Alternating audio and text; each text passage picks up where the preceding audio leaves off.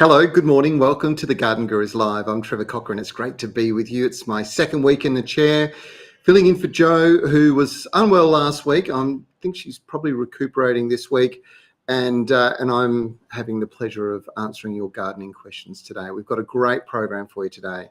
It's very exciting. I've got regular guest David Van Berkel joining us not too far away, and he's got some just the most amazing orchids. We'll talk about them when we catch up with him. Also, another very special guest. Each year, the Melbourne International Flower and Garden Show kicks off in April, usually, and it's a spectacular event, and everybody should go to it at least once.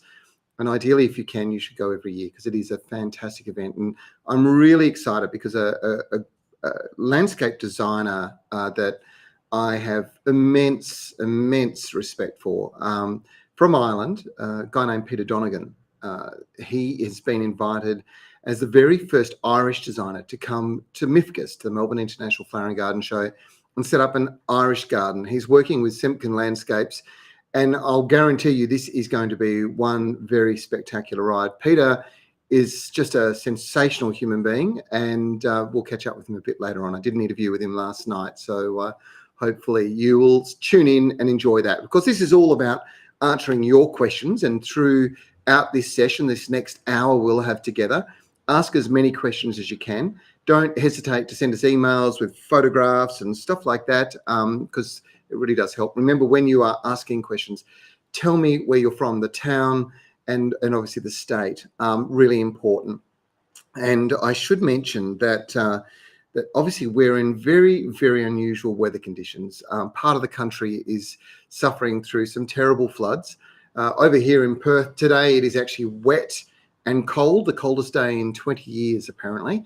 And yet in Melbourne and Sydney today, it is sunny and I believe quite pleasant weather. So you just can't pick it, can you? So we have these little challenges that come as a consequence of the fact that we try to grow plants in these environments, and whatever the weather conditions are will affect how your plants grow. So that's why it's important you tell me where you're from. Okay. Shall we get straight into the show? And maybe what we'll do is we'll go straight to my very good friend, David Van Berkel. David, good morning to you. Trevor, good morning. How are you going on the cold day in 20 years? Mate, look at you. Look at you. You look like you've just come off a tropical island holiday. Well, maybe I was in Singapore in my dreams, enjoying the best possible view from an office. Well, it's probably, I should explain that joke is that currently my team is working with a team in Singapore. We've expanded our operation, and we're doing a brand new television series up there called The Garden Gurus Singapore, SG, and it's The Garden Revolution is the series. So it's all about this huge trend up there, particularly amongst young people, for growing your own food at home, indoor plants and gardening generally, which is just fantastic. It's great to see. Yeah, massive congratulations to you and the team, mate. That sounds like and looks like it's going to be heaps of fun. So, yeah. It already is. It has its fair few challenges. Hey, David, I caught up with Rowan a couple of weeks ago. I literally flew back from Europe, jumped on a plane, flew straight to Melbourne, and he took me out to the most amazing nursery. And we got to spend the best part of a day together, wandering around with the owners of the nursery and with a film crew. And what we saw was mind-blowing. That, every once in a while I'll do a story and I'll learn something that I just didn't know before. And this was actually one of those moments in time. And I'm not sure whether Rowan passed this on to you, but we were walking around the nursery. It's just covered in the most spectacular Phalaenopsis orchids, the moth orchids, in different sizes, shapes and colours. But there was a particular batch that were gigantic. And did you hear this story? I didn't hear this one, no. It's amazing. So there's this gigantic Phalaenopsis orchids. I mean, each of the flowers was like that big, and they're on stems that were enormous, coming off plants that are still in small pots like this. And we were talking to the owner, and he said, "Oh, don't look at those. Don't look at those. They're not the way I like it to be." And I said, "What do you mean?" He goes, "Look how big they are. They're enormous. They shouldn't be that big." And I said, "Well, why are they so big?" And the nursery had a fire in one of their central glass houses the year before. And all the smoke had flooded into that glass house and into another glass house full of Phalaenopsis orchids. And obviously it took them days to get in, clean up, and then I suppose to air the orchids out. And in that period of time, they'd sucked up all this carbon out of the atmosphere, and it made them grow twice as big and the flowers twice as big, which for this particular grower wasn't the ideal scenario, because he wants every single one to be the same size and height and shape and everything else. But here with these giant, but isn't there a story in that too with regards to smoke and how it affects plants? Well, for the most part, you would think that would ruin them. I mean, if I hate to go back to wine discussions with you, Trev, but if they have a smoke or a fire around a vineyard, that will affect the vintage and possibly right off that crop because of the absorption of the flavour. Yeah. But hey, as a home gardener or on my table at home, how good would those extra large orchids be as opposed to a bunch of fresh flowers? Well, I believe they're in Bunnings stores across Victoria at the moment. So he was moving them the week after, because of course the buyer walked in and saw exactly what I saw, and it's the wow factor. And it really is serious wow factor. They were spectacular. But look, the whole place was full of amazing Phalaenopsis orchids. And in particular, they have these beautiful little mini Phalaenopsis, which I hadn't really seen a lot of before, but they're just stunning. Phalaenopsis orchids are incredible, aren't they? And it's probably a product of nurseryman ingenuity going back decades. Their ability to tissue culture these plants, grow them so beautifully in controlled environments, and have them available like this. And these new miniatures are fabulous for us, because the larger ones, we would have trouble shipping. You'd get a bit of breakage in that. But we did some trials on these miniatures. So fantastic to be able to get them to our customers. So we're really looking forward to shipping them out. And I was going to say, I was blown away because there's such diversity in colour. There's every single colour you could think of. Plus, there's these multicoloured blooms. They're full of, literally, they're lovely compact plants. So if you're thinking kitchen table, you're thinking office desk, you're thinking bathroom maybe, they are just one of the most colourful plants you could put in. All of those locations, and then you can sort of plant 3 of the pots, just leave them in the pots, but plant them in a bigger pot so you've got a few extra stems and have a beautiful tabletop. And 8 to 10 weeks of flowering, Trevor. Like, they're just one of my favourite purchases for my lovely wife is to bring her some orchids. Now, mate, I got some Phalaenopsis orchids from the florist the other day. I think I paid $39 for 2 stems. And of course, those flowers, they'll last a good week and a half, because I was doing the same thing you were. I was making up for being a bad boy and giving them to my good wife, and she fell in love with them. But of course, buying them just as stems, that's it. It's all over after 2 weeks, basically. Exactly. But when you get a plant, it just keeps, it's the gift that keeps giving, isn't it? I have to admit, it is that gift that just keeps going. And I love my flowers. I've been a flower grower my whole life. And so to buy a bunch of flowers and bring them home and get 7 to 10 days is fabulous. But to put a few orchids on the table for literally the same price as a dozen roses, and then have 10 weeks. And I haven't been real good at making them flower the following year. They're not actually my best skill. But 10 weeks of colour on the table with just a tiny bit of water from week to week, they're just amazing. Yeah, they really are. Now, look, we should get to the bit that everybody's wanting to know, and that is how do they get their hands on them? And you guys have managed to get those orchids from that particular nursery and make them available to people all over Australia. Yep, absolutely. So we've got some, they're all the miniatures. We've got some single stems and then also some double stems. So you pay a little bit extra for the extra stems, but we're offering them at 25% off to the viewers and our customers this week. David, sorry, let me just double check this, because I've just seen we've got the website up and I'm just looking at it at the moment. Normally $26.90, which I think is pretty darn good, isn't it? But $19.90, it's a saving of 25%, and then the doubles, $28.90 would be the normal price. $21.50. Are you kidding me? Yep. Have you checked that you guys have got your calculations right? I don't even look at Rowan anymore. I just trust that they're doing the right thing. And wow. Young Russell, who is assisting, he's doing all the technical stuff in here today. He said when he saw this story, he was blown away with actually how long it takes to grow something so perfect. And for $21.50, you're talking about a plant that's probably 4 years in the making. Is there anything else that you could make over 4 years and sell for $21.50? Not flowering, not with the transport required to ship around a plant in flower like that. I could probably say for us, the hippies take that long to take a small hippie or a chip of a hippie. Yep. Grow through is a 5-year process, and then they end up between $20 and $40. But to ship it with a flower on it, oh my Lord, Trevor! Like the glass house is required, and you saw it, that beautiful glass house here in Australia. And I had a little story of a guy who started a business in Holland where, they've already got access to probably 3 or 4 massive growers. And in about 5 years, he was up to 1 million Phalaenopsis orchids a year. Wow. And it's just embarrassing that, we've been in business for many, many years and we still couldn't move that many plants in a year. So Europe's incredible. But look, it's one of those plants that really is the ideal, and you kind of mentioned something actually that's worthwhile talking about, and that is it is a plant, so it continues to grow on, and if you've got it in the right scenario, it will flower next year. And I was looking at the way they water there, and pretty much all they do is very fine mist. So they're only misting these plants. There's no flood irrigation or soaking pots with sprinklers or anything like that. In fact, that's the problem with Phalaenopsis. If you give them too much water, they don't perform.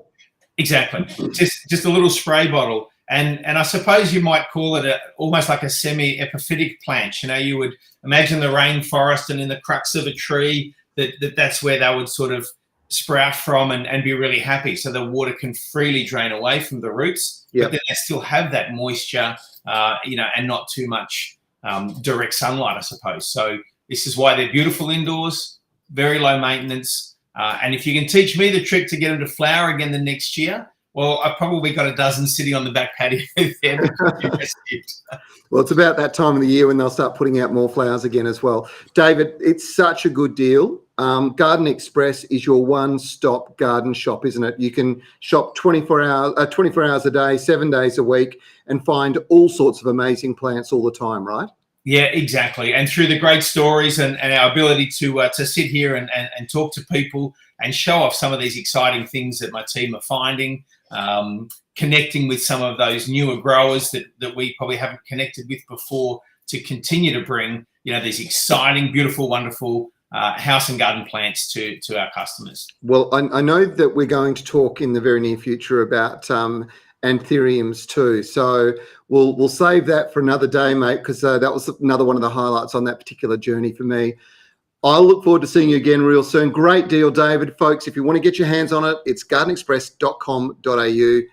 David Van Berkel, good to see you, my friend. Wonderful to see you, and wonderful to be in front of all of the viewers and the readers, and looking at the comments again today. And mate, how's this flower and garden show?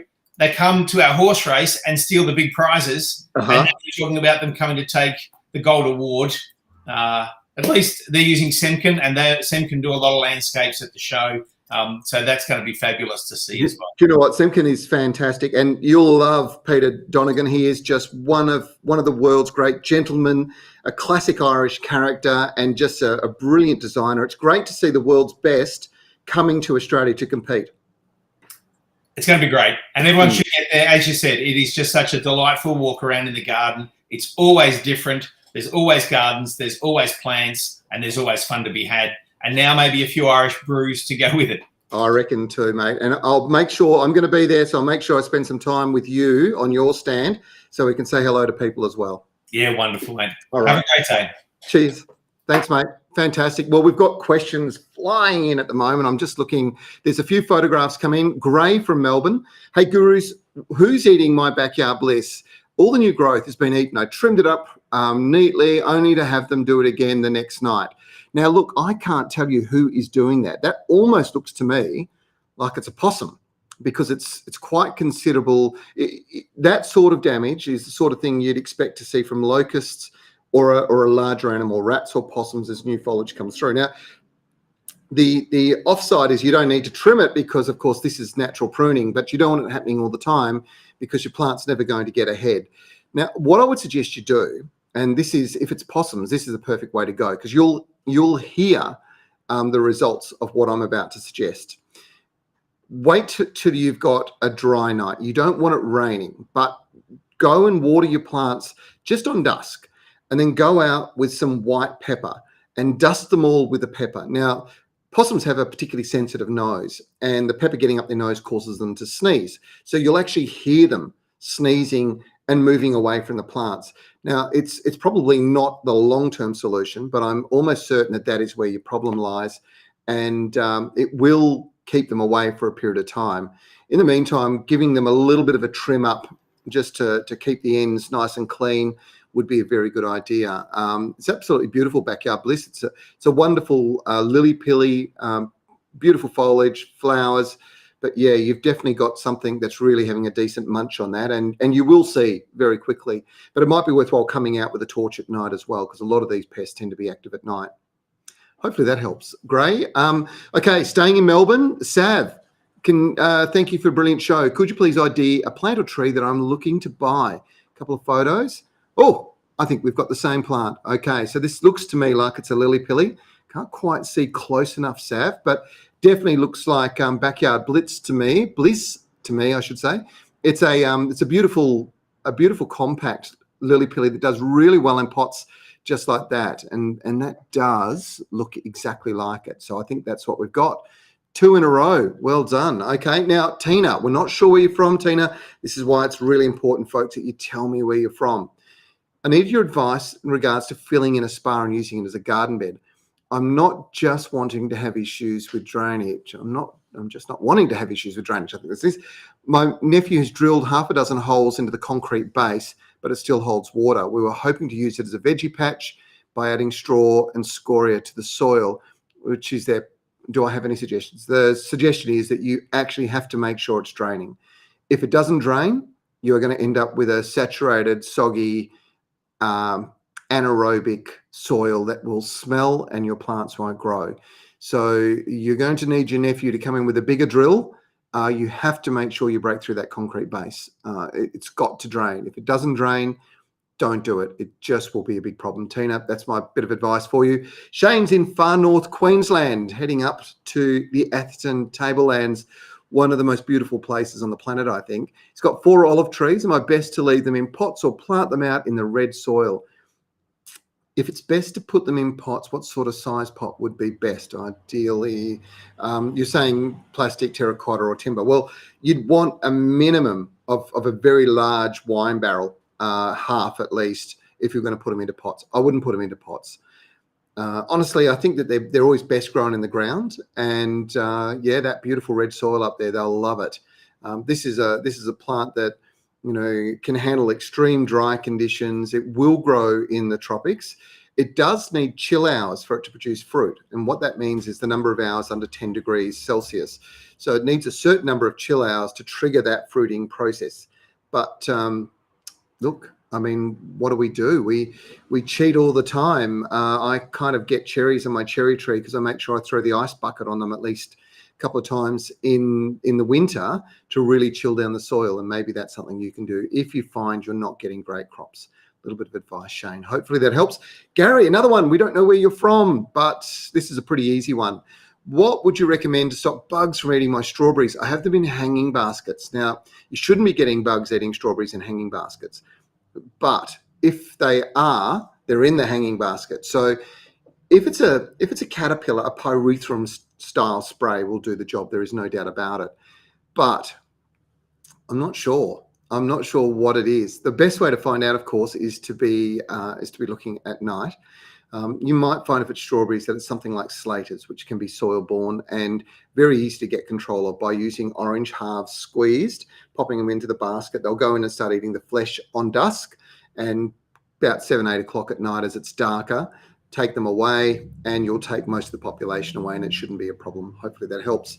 Now, Tyson, you asked me about this last week. Can I plant flax scarlet linum seeds in the ground?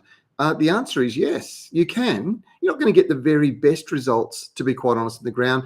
You're a lot better to grow them in a growing tray. And I think that was my recommendation last week, is grab one of those Fothergill's seed growing trays and spread your seed out across the top in the little jiffy pots, and then transplant them as they start to grow. That should help. Hopefully that's the advice that you get this week.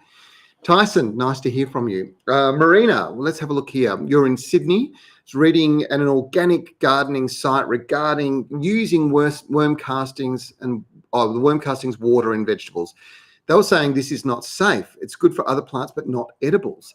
Can you give me any further information on this? Now, I think what they'd be referring to is the high bacterial content of worm castings. There's possibly some kind of risk that you might end up with a stomach ailment of some sort if you have it over the foliage and then you're eating the foliage without washing it thoroughly and properly. Worm castings are a fantastic source of nutrient, and they do massively improve soil quality. But what you want to do is apply it in under the roots of the plant, or around the top of the plant, on the surface roots of the plant. And if you're going to use a liquid, don't water over the foliage, just water it into the soil, and that'll be fine. That should be okay. All right, let's go. Seth in Melbourne. Let's have a look here. I bought a passion fruit plant the last 2 months, but every day it's lost leaves and it's now dying. Please tell me why it doesn't work. I gave it sea salt and I covered it with mulch, and the soil is good, but it doesn't seem to work. Is it getting 100% sunlight, Seth? And is the soil itself moist consistently? Those are probably the two questions I would ask, because passion fruit this time of the year, as long as it's warm, now that's a key point, is that this is a tropical, subtropical plant. So they really do require warmth. As long as it's warm, you should end up with pretty good results. You should see the growth really start to boom away. Maybe it's worthwhile sending us a photograph. Do that, and I'll have another look as well. Jessica. Now, Jessica Tilbury, she is, I know, a very keen gardener.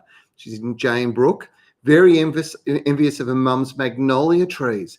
But do you have any advice on why the magnolia flowers go brown on the edges as soon as they bloom? Jess, that's a really good question. Now, there's a few different types of magnolias out there. The evergreen forms, the grandiflora ones, which is the ones, Jane Brook is in Western Australia. So, they're typically, you're going to grow more the evergreens and you're going to grow the deciduous varieties. But they all have one weakness, and it's thrips. And we have in Western Australia one called the Western flower thrip. It's a thrip that somehow or other arrived here from South Africa. It is popping up in other parts of the country. And what it does is it gets into the bud as it's developing, and it scratches the outside of the surface of the petals, and that causes them to brown very quickly and not last very long. And I think that is exactly what's going on, Jess. I hope that helps. As far as controlling it, it's hard. You can spray, but there's a company called the Good Bug Company. Did a little bit of research on them. They have these predatory mites that eat the thrips, and if you buy them, they'll send you a tube in the mail full of these predatory mites, and you release them into the garden around your magnolia, and it goes up and it eats those thrips, those Western flower thrips that are doing the damage, and it stops them from damaging the flowers. Magnolia flowers are only ever going to last for maybe 2 or 3 days if you're lucky, in an indoor situation, but they are beautiful, and extending the flower life is a good way to go. So maybe try that. Hopefully that helps. It's better than spraying them. Glennis is in Queensland, one side of the country to the other. My Japanese box bush is looking a bit sad. Can you help?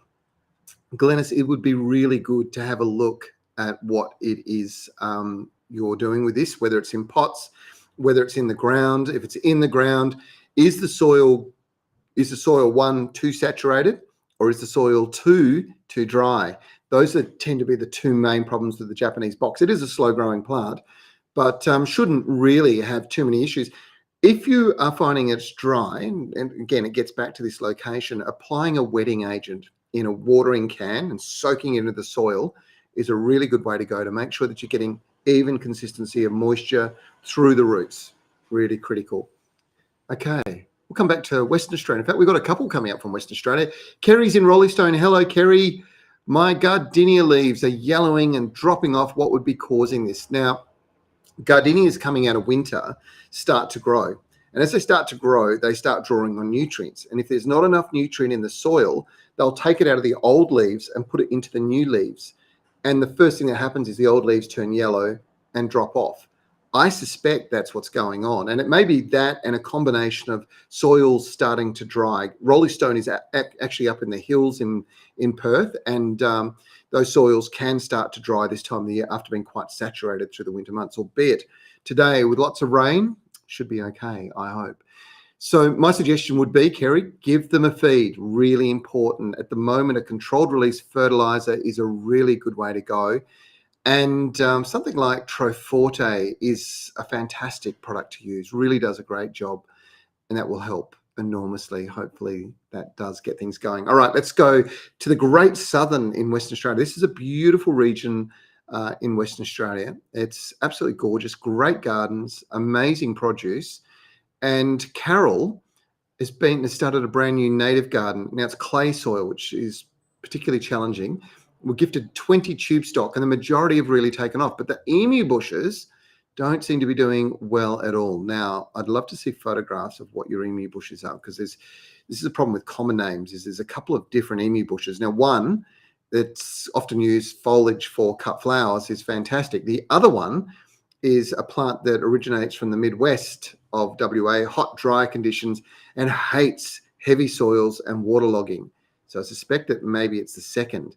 Now, the nursery our friend brought them from suggested putting in a special potting mix with fertilizer in it in the hole, as well as some gypsum, which we did. We also put plastic sleeves around them. Is there anything else we should be doing? I would have recommended that you plant them into mounds. So I would have built the soil up into mounds, probably about, what are we talking about here, 35 centimetres height at the very top, and a mound around the outside like that. And I would have planted them into the top, because it'll always keep the roots well drained.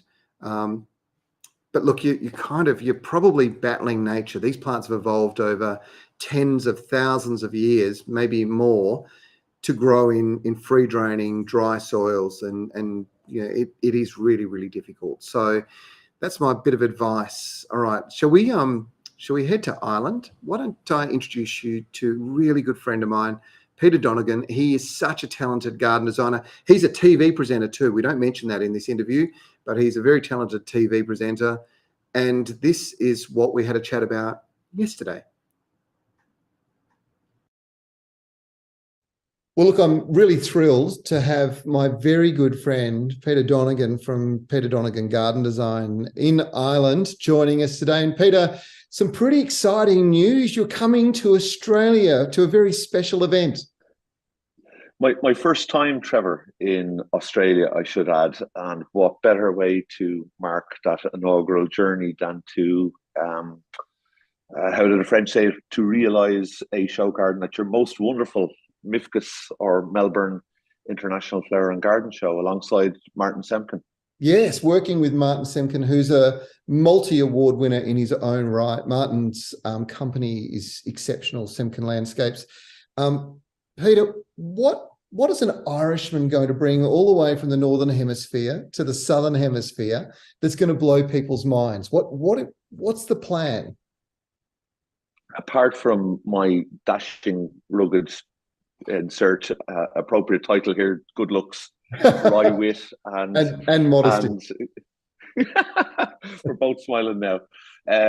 I think I'll be honest with you. I've been a big admirer of what happens, and it's funny how things abroad always seem a little bit greener, if I may, from afar.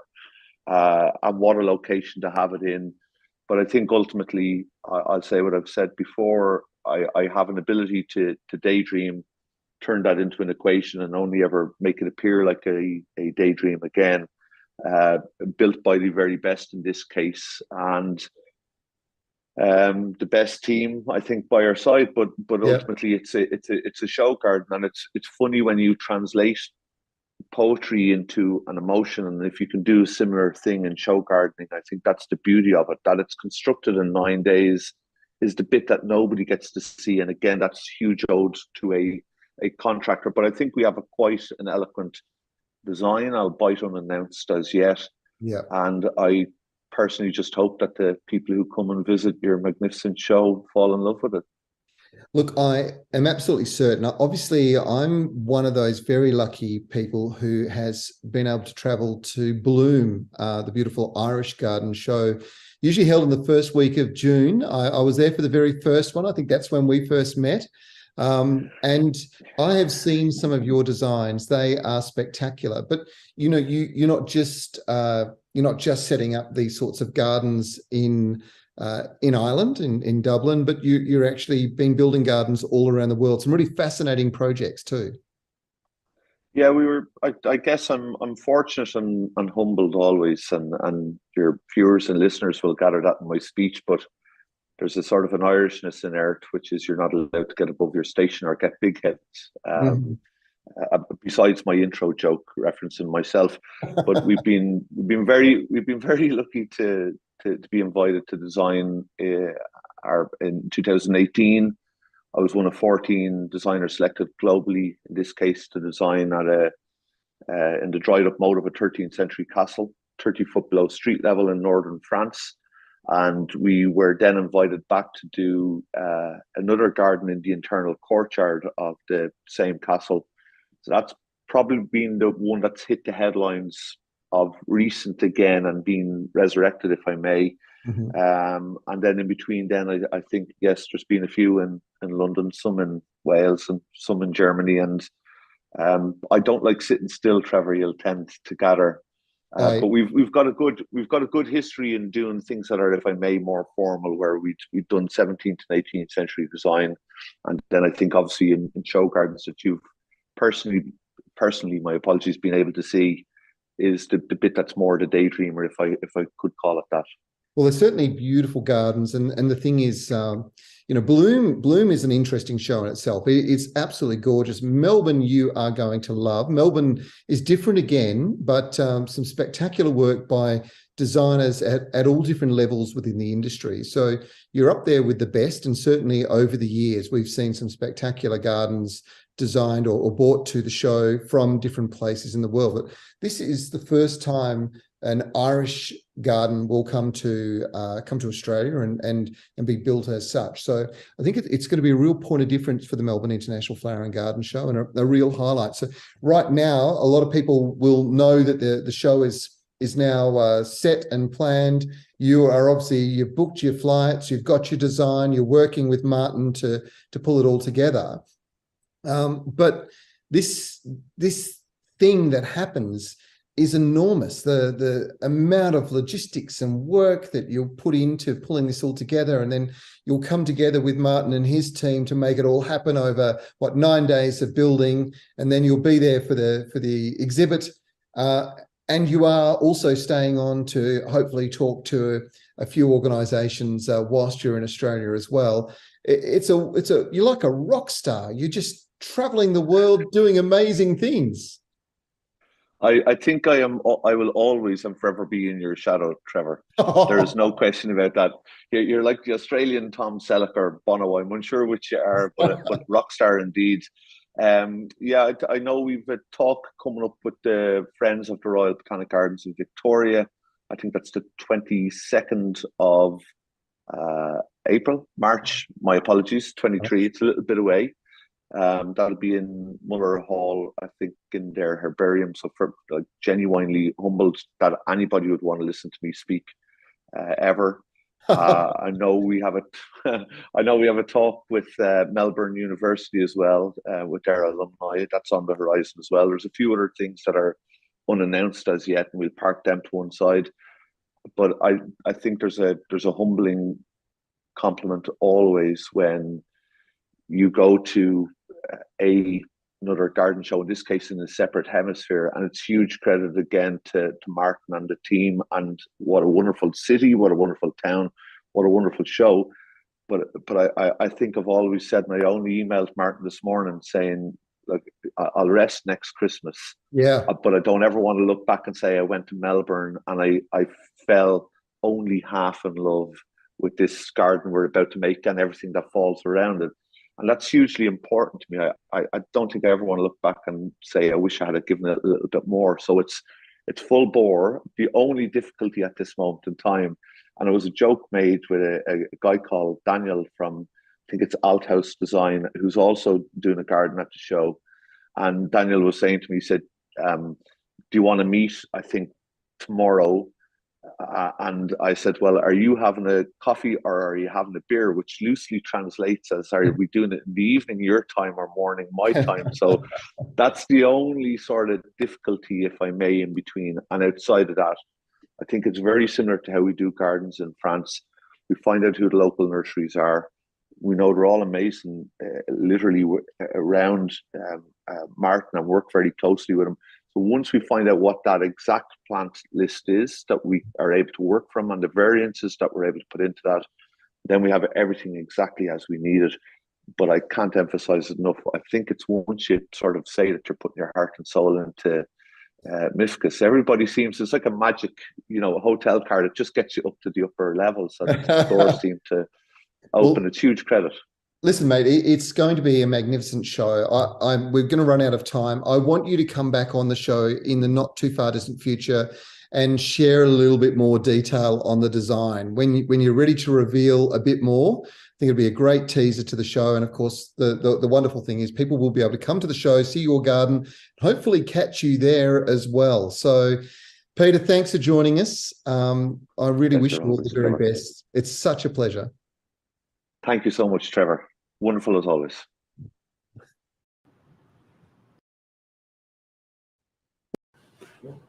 He is so charming. He's a very, very talented designer, and certainly if you can get to Melbourne for this 2023 Melbourne International Flower and Garden Show, you'll have the chance to see him in action. He will be moving around the country doing some talks at various universities, etc. He's an extremely bright young man and incredibly talented, and a gentleman to go with it. So I thought that'd be just a little bit of a point of difference. Now, I know that you're tuned in because you've got garden questions, so let's fly into them. Kathleen, you didn't tell us where we are. In fact, we've got a few people not telling us where you are, and I really do need to know because it can make a big difference. Kathleen's asking that, she said that she's read that coffee ground should not be put in compost as it deters worms. Is this correct? If there's too much coffee grounds in your compost, there's not enough food for your worms. So that's probably where they're coming from. There's nothing in the coffee grounds themselves that would actually damage the worms or cause them any harm, but it's all about food. So my advice would be I would apply coffee grounds straight into the soil. I wouldn't bother about putting them into compost. I'd mix them into the topsoil. It will improve the topsoil a lot. Kathleen, thank you. Northeast Victoria, so that does help. Mattia, you have asked, and again, I'm not sure where you're from, you've dug out your potatoes because something's been helping itself. I don't know what it is. It could be a blue-tongued lizard, but what do I do to save my potatoes next time? Well, I'm really not really sure exactly what you're saying. Your problem is, I'm assuming something's eating the foliage of your potatoes. And it's interesting because I doubt that very much that it'd be a lizard at all, because that foliage is generally poisonous. So it's highly unlikely that something like that would be doing it. It's more likely to be something along the lines of possibly rats, more likely caterpillars, possibly grasshoppers. But this is where letting me know where you're from and sending us some photos really does help. So how about sending us a couple of photos and we'll have a look, and I promise you I'll come back and answer that. Karen from the Great Southern in WA, can you please help with stinging nettle? It's taking over my garden and vegetable patch. Well, stinging nettle is one of those things. How do I put it? How do I put it diplomatically? It shouldn't be there. It's a weed in Europe. It's a weed in North America where it's got away, and it'll become a weed here if we don't control it. And I think that it is actually declared as a weed, so it should never have been getting circulated anyway. And this is what's happening with your garden. I would get the line trimmer out and I would cut it all down to the ground as quickly as I possibly could. And if it's going through your veggie patch, you just need to get into it and pull it out.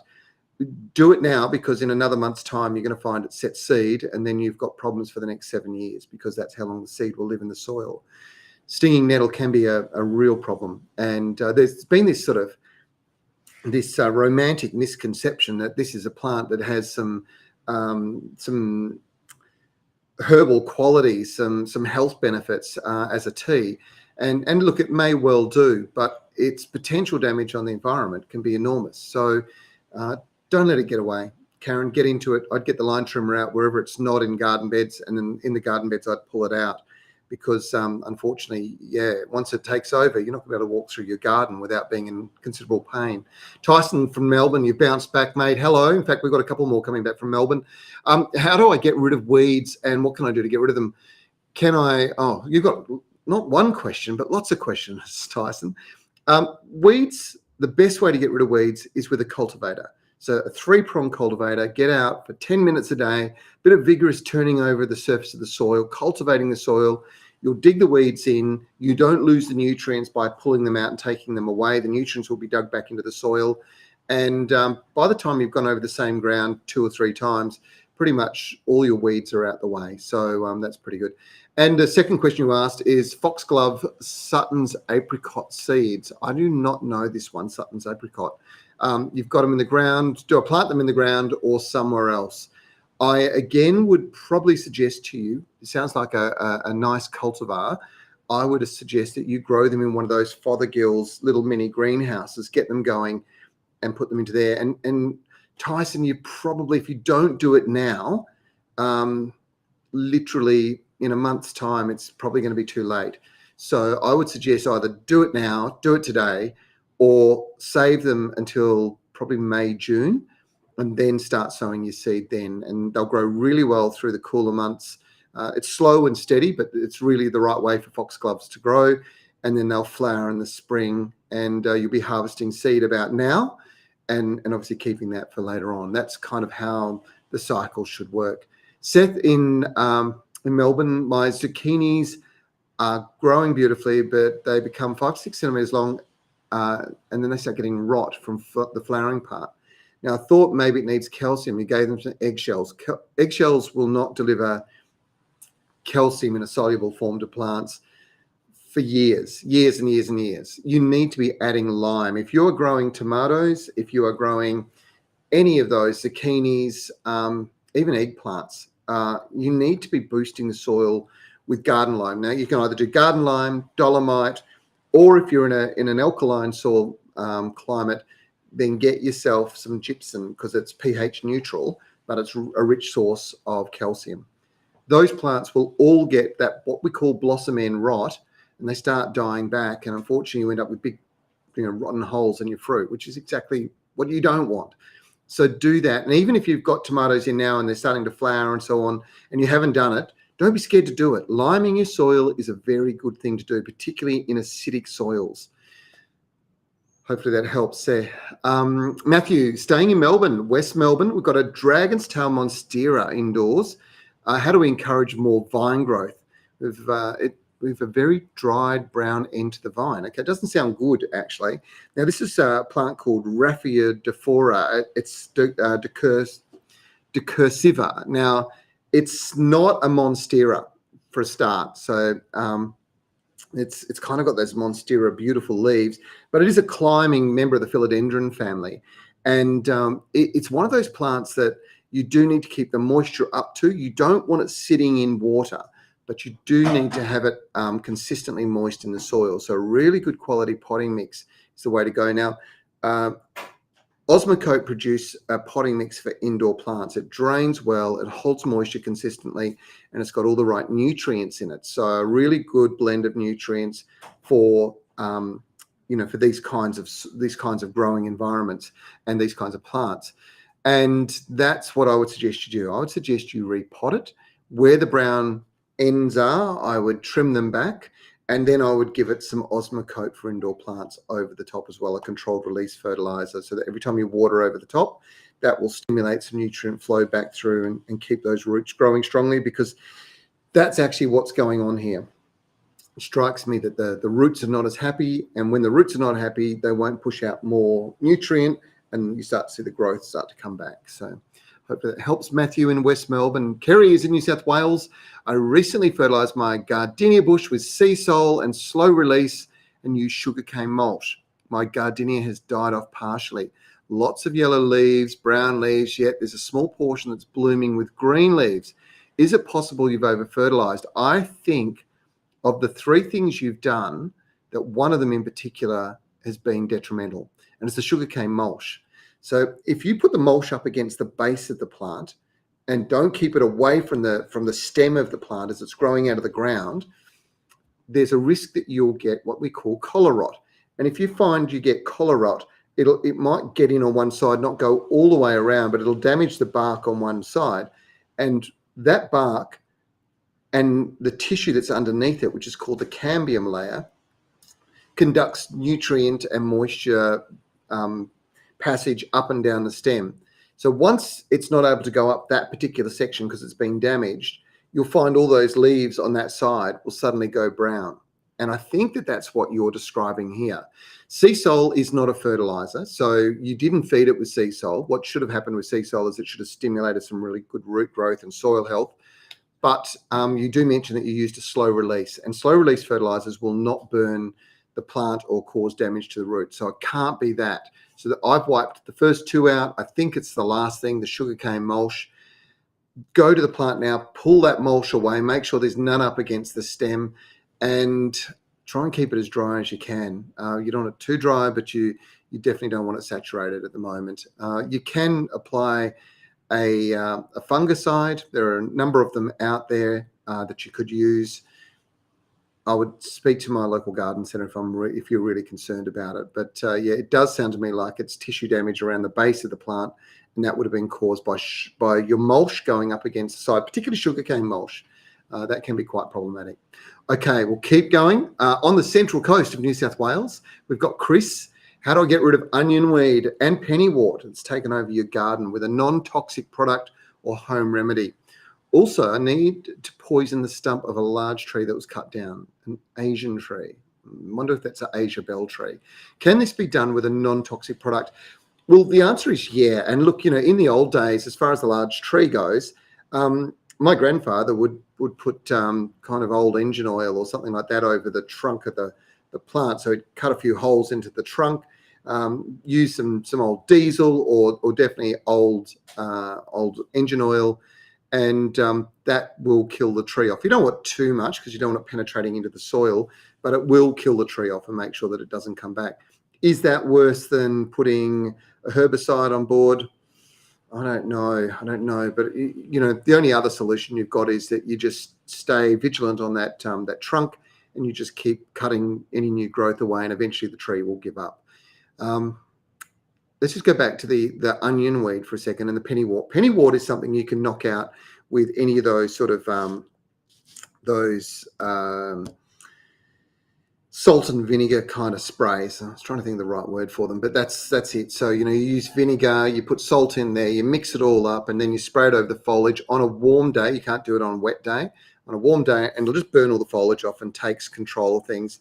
That is probably one of the best ways to do that. But onion weed is a whole different kettle of fish. And the only way to really get rid of onion weed is to smother the weed itself. And what I mean by that is literally layers of paper or even cardboard over the patches where you see it in big quantities, and then mulch on top. It'll smother most of it out, but you'll still see some re-emergence, and you need to do it again. And if you keep doing it, you will get rid of it. But it is a really difficult thing to control. And my experience is herbicides really are not that effective. So this is the best way to do it. 3 questions in one, Chris. I hope that helped solve this particular problem for you. Kimber is in Melbourne. Hello, Kimber. I'm looking to purchase some olive trees to plant in my backyard. Do you have any recommendations on what species would grow best in Melbourne? Okay. To be quite honest, there's a wide range of varieties that are quite adaptable right across the country. In fact, things like Manzillo as a species or as a variety, you will find growing here quite comfortably. Verdale was a very, very old-fashioned variety. You'll find growing here in the West, but growing well in Melbourne. But your local garden centre is actually the source. So I'd jump in the car and take a drive, say, down to Garden World, and go and have a talk to them. Have a look what they've got in stock, because what they've got in stock will have been grown locally, and those varieties will perform. Plus, these guys will give you the advice that is most relevant to your local climatic condition. And that is probably one of the best bits of advice I can give anybody ever. independent garden centres are always great because they have horticulturalists employed and they can provide you with the most relevant qualified advice, which is really important. Okay, we are coming up to episode 13 of the Garden Gurus. I can't believe it. We've only got 2 more to go. Here's a sneak peek of what's coming up this weekend. I'm in for a special treat today, folks. I'm tapping into my artistic side, putting paint to brush to pot.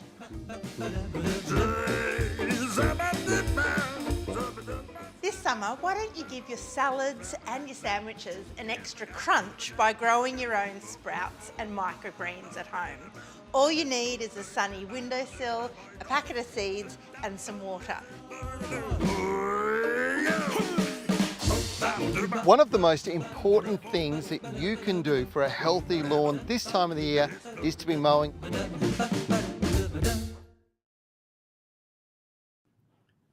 Wow, that was a lot of fun doing that particular story.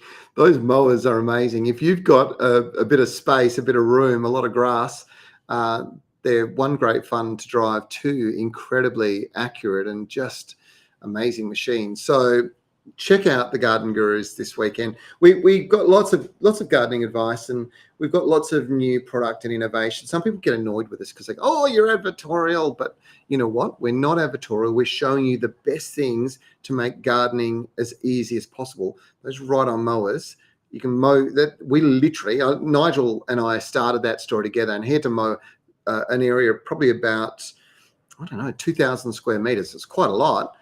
He did it in about 5 minutes. It was crazy, and he was having so much fun while he's doing it. You might have noticed Nigel always has fun, but he was having so much fun as he was doing it, and it was a really, really good, a good way to explain how I suppose the old pushing the mower around sort of thing doesn't have to be a drudgery. Mowing your lawn can be an absolute pleasure, and that was. So anyway, we'll show you that.